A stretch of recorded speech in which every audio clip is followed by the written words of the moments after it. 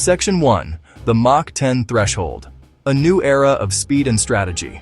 Hypersonic missiles represent a significant and potentially destabilizing leap in military technology. These are not simply faster versions of existing weapons. They are a new class of threat, defined by their incredible velocity. The term hypersonic applies to any object traveling faster than Mach 5, which is 5 times the speed of sound. At the upper end of this spectrum lies the formidable benchmark of Mach 10, a speed that pushes the very limits of modern engineering and physics. This velocity is so extreme that it fundamentally alters the established calculus of offense-defense strategic stability. The emergence of these systems matters immensely today because they compress time, blur the lines between conventional and nuclear conflict, threaten to render many current defense architectures obsolete. Named after the physicist Ernst Mach, the Mach number is a ratio of an object's speed to the speed of sound in the surrounding medium. Since the speed of sound varies with factors like air temperature, density, altitude, Mach 1 is not a fixed value. However, at sea level under standard conditions, it is approximately 1,225 kilometers per hour, or 761 miles per hour.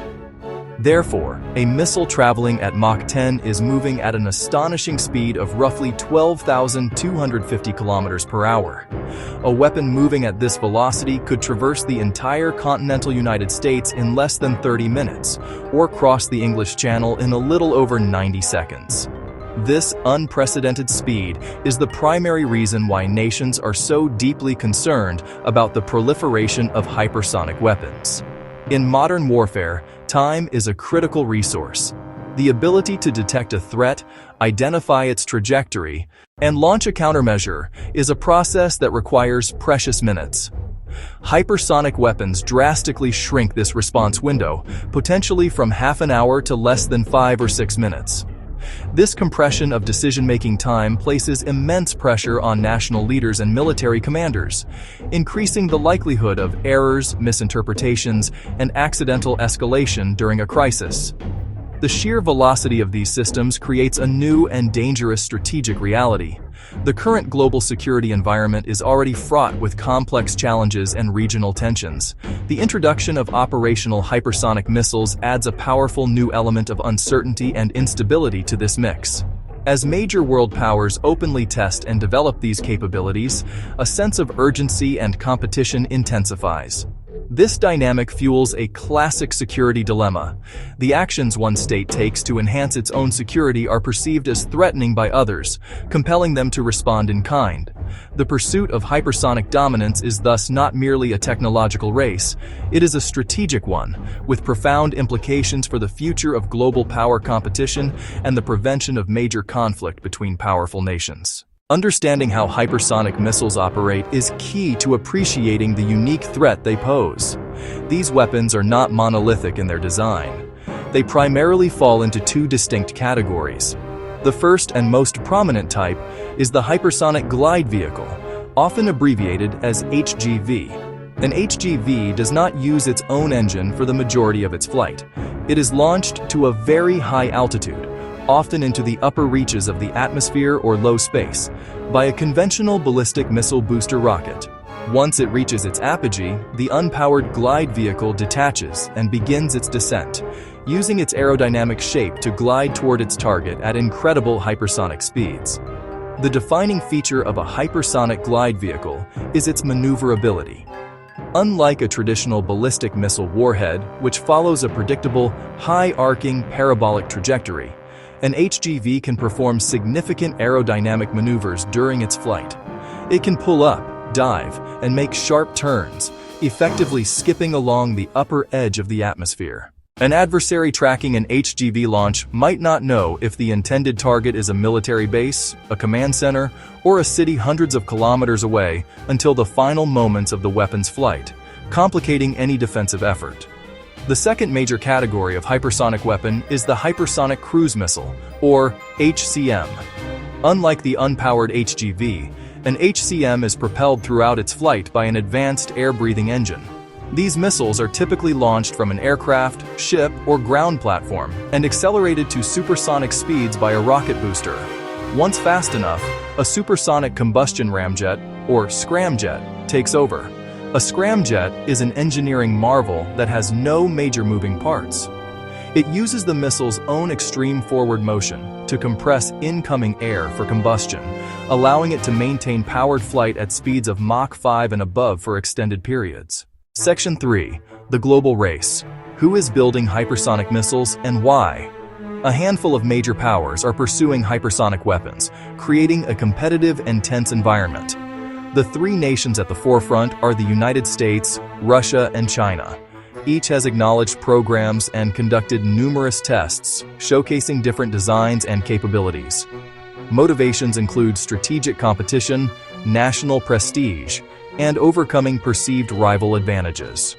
Russia frames hypersonics as defeating U.S. missile defenses, citing systems like Avangard and Kinjal to guarantee deterrence and offset conventional gaps.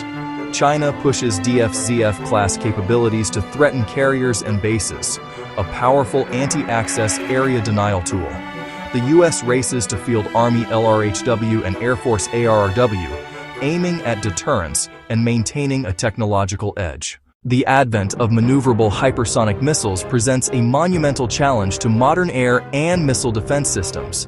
For decades, defenses were built around a clear dichotomy. They were built to intercept the high, predictable arcs of ballistic missiles or to counter the slow, low-altitude flight of cruise missiles. Hypersonic weapons defy that categorization by blending both. Their extreme speed dramatically reduces the time available for detection, tracking, and engagement.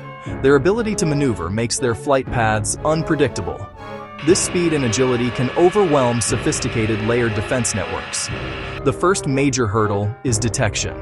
Traditional ground-based radars are limited by Earth's curvature. A low-flying hypersonic cruise missile can remain below the radar horizon for most of its journey, appearing as a threat only in the final minutes before impact. Even high-flying glide vehicles have unpredictable trajectories that foil intercept calculations. To counter this, planners look to space. Constellations with advanced infrared sensors, like HBTSS, for persistent tracking. Such a network could track from launch to target, a capability not yet available at scale. Section 5. Historical Echoes. The Cold War and the Dawn of a New Arms Race.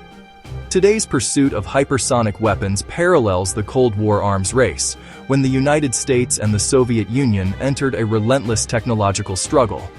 The long-range bomber gave way to the ICBM, which could cross continents in under an hour, shrinking the globe and exposing homelands. Each advance triggered a response, producing massive arsenals, MIRVs, and SLBMs, under the tense logic of mutual assured destruction. Crises, malfunctions, or human error could have sparked catastrophe. Recognition of these dangers paved the way for SALT and START, limits, verification, and communication that brought stability. Hypersonics threatened to upend today's balance, as ICBMs did in the 1950s and 60s. Without guardrails, dialogue, and a focus on stability, competition can spiral toward confrontation. The world can choose uncontrolled competition, or heed history and pursue control, transparency, and diplomacy. Section 6. Tensions in the Stratosphere. Geopolitical Risks and Miscalculation. Hypersonics add potent risks that elevate tensions among major powers. Compressed decision time may push launch on warning postures, where leaders have minutes to decide. Errors, natural phenomena, or commercial launches can be misread. With hypersonic speeds, verification buffers evaporate. Dual-capable systems blur lines. Is a launch striking a base or a city, conventional or nuclear? Leaders may assume the worst. Each test pressures rivals to accelerate, driving sensors and interceptors, but without treaties or dialogue, suspicion and instability grow. Section 7. The Path to Stability. A call for caution, control, and dialogue. Mach 10 hypersonics are a watershed with profound security implications. They fly fast and unpredictably, are hard to detect and intercept, and compress leaders' response times to perilous margins. This reality is driving a new arms race. The international community stands at a critical juncture. Risk reduction, transparency, and dialogue, with rules for testing, robust hotlines, and confidence-building steps, can lower danger. Pursue verifiable agreements and resilient sensors, not to halt technology, but to manage consequences responsibly. The safer path ahead.